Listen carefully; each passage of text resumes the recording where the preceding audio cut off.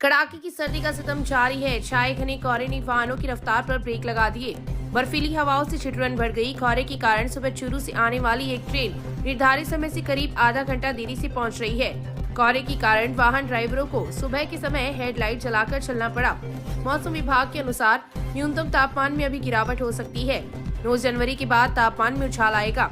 इससे पहले जिले में शीतलहर का प्रकोप जारी है। एक दिन बाद फिर न्यूनतम तापमान में गिरावट आ सकती है। सर्दी से राहत पाने के लिए लोगों ने अलाव का सहारा लिया। मौसम का मिजाज कुछ बदल रहा है। इस बार सूखी सर्दी बहुत ज़्यादा पड़ रही है। बारिश ना होने के कारण कोहरा बहुत ज़्यादा है। हर बार की बात सर्दी बहुत ज़्यादा है इस बार, लेकिन किसानों के चेहरों पर रौनक भी है। कोहरे के कारण सरसों, गेहूँ, जौ की फसल अच्छी भी रहती है, लेकिन ज़्यादा सर्दी के प्रकोप के कारण गेहूँ की फसल, चने की फसल, सबसे फसल खराब भी हो रही है। किसानों के चेहरों पर रौनक ना होकर निराशा भी है, क्योंकि बारिश ना होकर फसलें खराब हो रही है। राजस्थान नगरीय आधारभूत विकास परियोजना द्वारा शहर में आमजन की सुविधा के लिए सीवरेज प्रणाली के विकास हेतु विभिन्न आधारभूत विकास कार्यों के साथ साथ इन कार्यों के प्रति आमजन की सहभागिता सुनिश्चित करने तथा समय समय पर विभिन्न विषयों पर जन जागरूकता कार्यक्रम भी करवाए जाते हैं। इसी के तहत आज रतनगढ़ की वार्ड संख्या 28 में पार्षद नंद किशोर भार्गव की अध्यक्षता में महिला समूह की बैठक आयोजित की गई। इस बैठक में जन सहभागिता इकाई के प्रवीण सिंह राठौर ने सीवरेज परियोजना की लाभ बताते हुए सीवरेज के रखरखाव के बारे में विस्तार से जानकारी दी। बैठक में पार्षद द्वारा तमाम तरह की सरकारी योजनाओं की जानकारी दी गई। इस अवसर पर L&T कंपनी के हिमांशु मांडन, खुशी शर्मा, आशा पूनम, सहायिका संजू प्रजापत सहित कई लोग उपस्थित थे। कार्यक्रम का संचालन आंगनबाड़ी कार्यकर्ता सरोज स्वामी ने किया। वार्ड संख्या 28 में आंगनबाड़ी केंद्र ए के ऊपर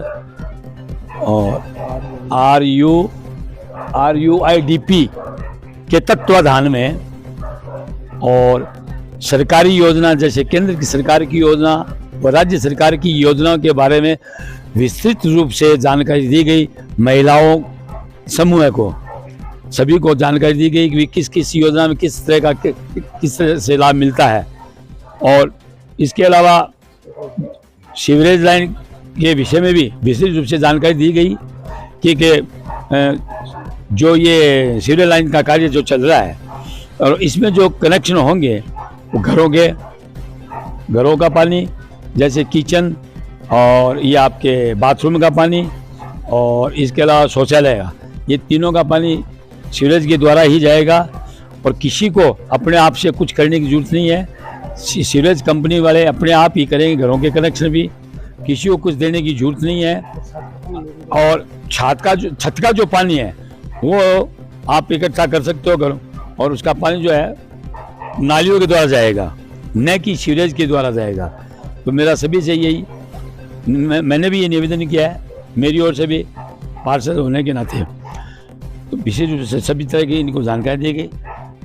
इसी के साथ धन्यवाद। इसमें पार्षद जी की अध्यक्षता में वार्ड की महिलाओं की मीटिंग की गई और हमारा मुख्य उद्देश्य यही है कि जो सीवरेज परियोजना की जानकारी है वो जन जन तक पहुंचाए। खास तौर से महिलाओं को पहुंचाने के लिए हम महिलाओं की मीटिंग करते हैं और सीवरेज रख रखाव पर बताया। इनके अलावा जितनी भी सरकारी योजनाएं हैं उनके बारे में बताई। आज पार्षद जी के सहयोग से इन महिलाओं की मीटिंग हो पाई है। शहर की ठीबरा वन में 7 दिवसीय श्रीमद् भागवत कथा का शुभारंभ शनिवार को कलश यात्रा के साथ हुआ। श्री तालवाले बालाजी मंदिर से गायत्री परिवार के तत्वाधान में कलश यात्रा निकाली गई, जो मुख्य मार्गों से होती हुई कथा स्थल पर पहुंची। कथा के प्रथम दिन कथावाचक पंडित लोकेश कुमार शास्त्री ने भागवत के महात्म्य पर प्रकाश डालते हुए भगवान की पूजा अर्चना करने का आह्वान किया। भागवत कथा के प्रारंभ में मुख्य यजमान रवि सरावगी दंपति ने व्यासपीठ की पूजा अर्चना की। इस अवसर पर विशन दयाल गोरीसरिया, पार्षद नंद किशोर भार्गव, राजकुमार मुरारका, उमेश रूतला, हेमंत सारस्वत, सज्जन पुरोहित, हरिमा टोलिया, अक्षर चोटिया, मोनू पुरोहित, पंडित शिवकरण शर्मा, देवीदत्त हारिस सहित कई श्रद्धालु उपस्थित थे। पटियाला के श्री तालवाले बालाजी मंदिर प्रांगण में चल रही 7 दिवसीय श्रीमद् भागवत कथा का समापन शनिवार को हुआ। कथा के दौरान पंडित संजय शर्मा ने कृष्ण रुक्मणी विवाह एवं सुदामा चरित्र प्रसंग पर विस्तार से प्रकाश डाला। उन्होंने कहा कि भगवान के दरबार में अमीर व गरीब का भेद नहीं होता है। भगवान के बाल सखा सुदामा गरीब थे, लेकिन उनका एक दूसरे के प्रति प्रेम व समर्पण था। मानव को भगवान की भक्ति में ऐसा ही समर्पण व प्रेम भाव लाना चाहिए। उन्होंने गृहस्थ धर्म का पालन करने की सीख देते हुए कहा कि गृहस्थ में रहकर अपने कर्तव्यों का पालन करें और साथ में भगवान की भक्ति भी करनी चाहिए।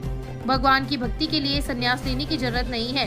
गृहस्थ जीवन में रहते हुए भी भौतिक मोहमाया से निर्लिप्त रहकर भक्ति करने की कला ही योग है। इस दौरान कृष्ण रुक्मिणी विवाह एवं सुदामा की झांकी भी सजाई गई। कथा के प्रारंभ में मुख्य यजमान चंपा देवी कान्नाथ जोगी, मुनि देवी रूपचंद भोड़ीवाल, चंदा देवी सेवाराम भोड़ीवाल, विमला देवी ओम प्रकाश भोड़ीवाल, द्रौपदी देवी माणकचंद भोड़ीवाल, पार्वती देवी चेतनराम किरोड़ीवाल, शांति देवी सरदामल भोड़ीवाल ने व्यासपीठ की पूजा अर्चना की। इस अवसर पर भंवरलाल स्वामी, भूराराम राणा, भिवाराम भार्गव, राजकुमार माली, हंसराज मैरिया, मंगलचंद जोशी, रामकरण मील, भंवरलाल खिलेरी, भागीरथ दर्जी, बाबूलाल खाटीवाल सहित कई श्रद्धालु उपस्थित थे। पड़िहारा के निकटवर्ती गांव हरासरा की बाबा रामदेव गौशाला में गोहितार चल रही श्रीमद् भागवत कथा में शनिवार को भगवान की महिमा पर प्रकाश डाला गया। कथावाचक भागीरथ शास्त्री ने कहा कि भगवान की भक्ति में जो सुख है और वह कहीं नहीं है। उन्होंने कहा कि राजनीति भी सेवा का ही उपक्रम है। इसके माध्यम से व्यक्ति की मानव हित की कार्य योजनाएं तैयार कर अंतिम व्यक्ति तक लाभ देने की कोशिश करनी चाहिए।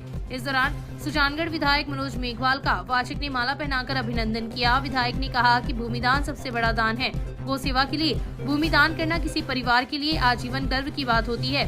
कथा के दौरान कांग्रेस नेता पुसाराम गोदरा, इदरीश कौरी, दीवानी सिंह, मानीसरिया, विद्याधर बेनीवाल ने भी अपने विचार प्रकट किए। आयोजन समिति द्वारा मंचस्थ अतिथियों सहित सुजानगढ़ उपसभापति अमित मारोठिया, धर्मेंद्र किलकार, रामचंद्र गोदारा का भी अभिनंदन किया गया। उल्लेखनीय रहे कि हेमराज में बाबूलाल खिलेरी द्वारा अपनी मां की स्मृति में 8 लाख रुपए की लागत से गौशाला में प्रवेश द्वार बनवाया गया है। इस अवसर पर शोकरण खिलेरी, पूर्णाराम गोदारा, बजरंगलाल शर्मा, रामनारायण बिजारनिया, चुनीलाल प्रजापत, पूर्व सरपंच हीराराम, नितेश हर्षवाल, जय सिंह राठौड़, कुशाल सिंह सहित काफी संख्या में लोग उपस्थित थे। मंच का संचालन हेतराम खिलेरी ने किया।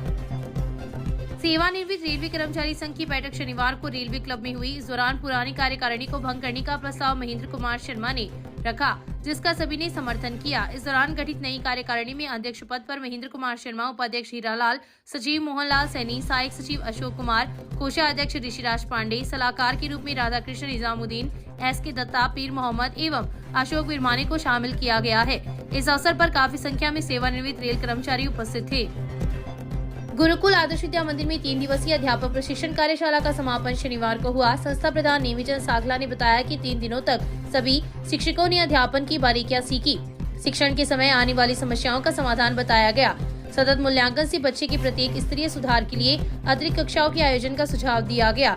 शिक्षिका रमी गुरावा ने खेल माध्यम से शिक्षण का सुझाव दिया। शिक्षिका नीतू शर्मा ने साप्ताहिक टेस्टों व रिवीजन से बच्चों में शिक्षण कार्य सुधारने का सुझाव दिया। शिक्षिका हिमांशनी बच्चों को पुनर्बलन में शिक्षण सुधार का समर्थन दिया।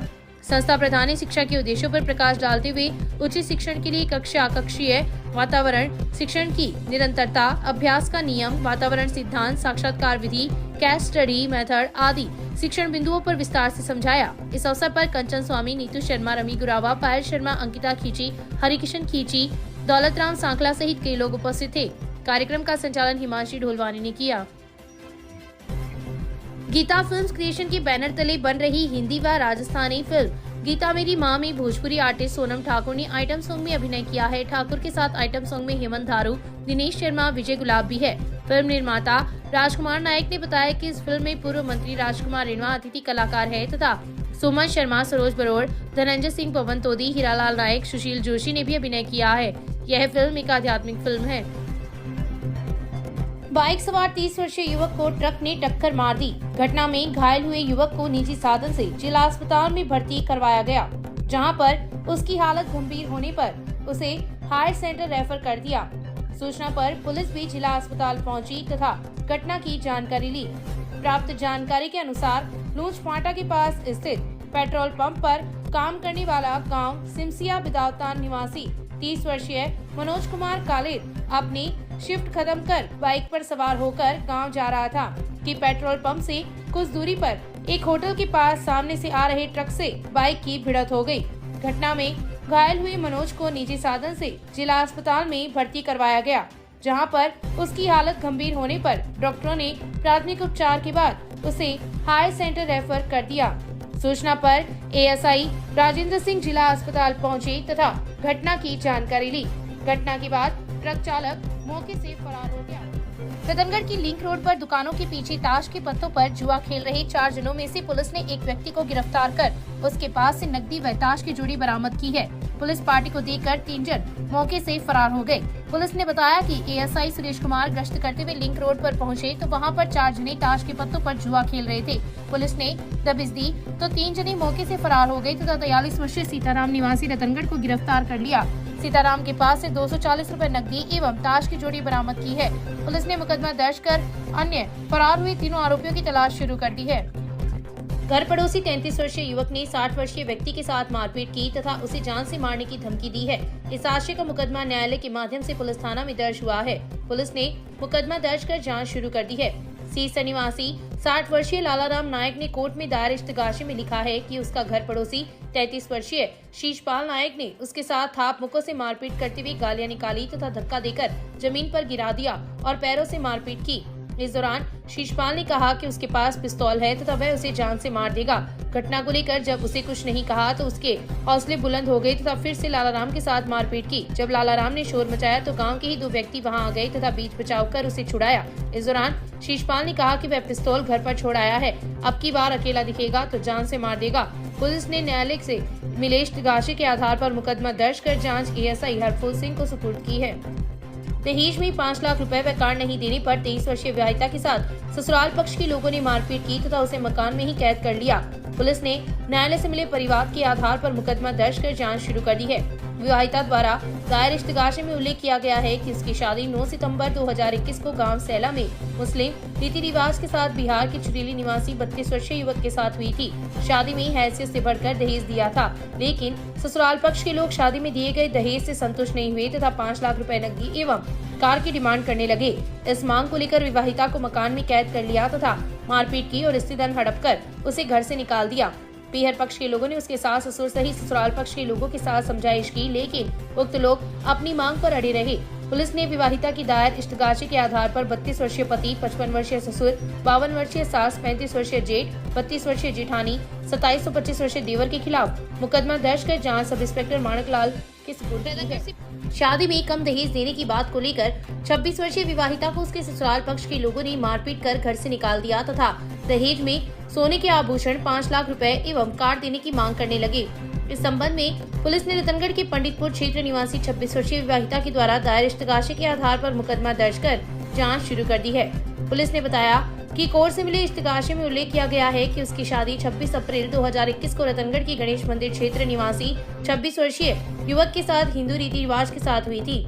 शादी में हैसियत से बढ़कर दहेज भी दिया था, लेकिन ससुराल पक्ष के लोग दिए गए दहेज से संतुष्ट नहीं हुए तथा सोने के आभूषण, 5 लाख रुपए नकद एवं कार देने की मांग करते हुए उसे प्रताड़ित करने लगे और मारपीट कर घर से निकाल दिया। आरोपियों ने शादी के 1.5 माह बाद उसे घर से निकाल दिया और फिर सामाजिक स्तर पर पंचायती के बाद उक्त लोग विवाहिता को अपने साथ ले गए, लेकिन ये लोग अपनी नाजायज मांगों को लेकर फिर से दोहराने लगे और मारपीट कर फिर से घर के बाहर निकाल दिया।